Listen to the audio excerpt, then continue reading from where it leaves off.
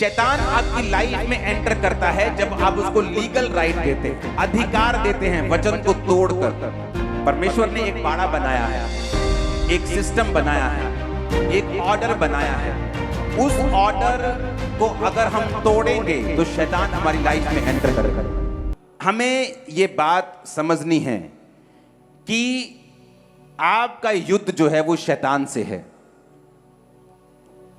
कई बार लोगों को मैं आपको बताता हूं शैतान को कैसे पहचान सकते हैं आप लोग। जब अशुद्ध आत्मा एक व्यक्ति की लाइफ में होती है, वो उसे हमेशा गंदी चीजों की ओर आकर्षित करती है। अनक्लीन रहना, गंदे रहना। बहुत से लोग इस बात को नहीं समझेंगे, लेकिन बहुत से समझेंगे। गंदी स्मेल की ओर आकर्षित होना और बार बार उस स्मेल को सूंघना चाहना, यह भी शैतान की एक आवाज है जो एक व्यक्ति को बोलती है। और जब जब हम शैतान की आवाज को सुनते हैं, हम उसको लीगल पॉइंट देते हैं कि वो हमारी लाइफ में आए और काम करे। और बाइबल कहती है जब शैतान आएगा वो चुराएगा, वो घात करेगा और वो नष्ट करेगा। और यीशु मसीह आए कि हम जीवन पाएं और बहुतायत का जीवन पाएं। अगर मुझे शैतान अपनी लाइफ में नहीं चाहिए तो सबसे पहली बात, मैं शैतान की बात को सुनना बंद करूंगा। जो अटेंशन सीकर हैं, जिन्हें शैतान लगता है कि ये एक अटेंशन पाने का अपने परिवार की तरीका है, वो भी आजाद नहीं होते।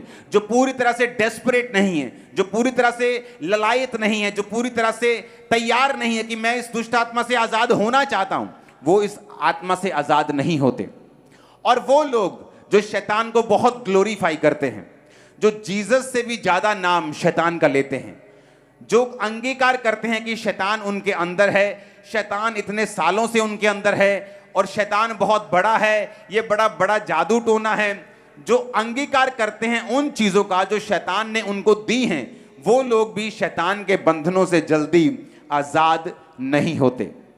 हालेलुया। बाइबल कहती है शैतान आपकी लाइफ में एंटर करता है जब आप उसको लीगल राइट देते हैं, जब आप उसको अधिकार देते हैं वचन को तोड़कर। परमेश्वर ने एक बाड़ा बनाया है, एक सिस्टम बनाया है, एक ऑर्डर बनाया है।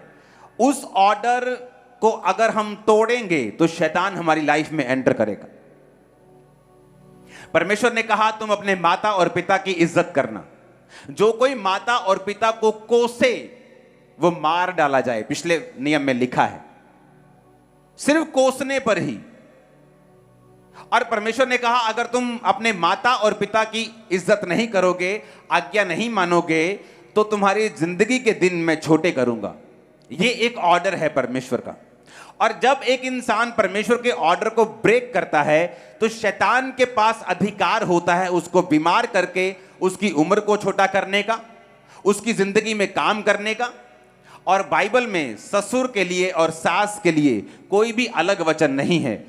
ससुर और सास के लिए भी वही पिता और माता है जो आपका अपना पिता और माता है। इब्रानी भाषा में ससुर और सास के लिए कोई अलग शब्द नहीं, बल्कि उनको भी माता और पिता का दर्जा दिया गया है। इसलिए मोस्टली मैरिड वुमेन जो होती हैं शैतान के बंधनों के नीचे आ जाती हैं जब उनकी सास और ससुर के साथ नहीं बनती, और सास और ससुर की भी शैतान के नीचे आ जाते हैं जब वो अपनी बहू को अपनी बेटी की तरह या अपने ही बच्चे की तरह प्यार करने में असमर्थ होते हैं।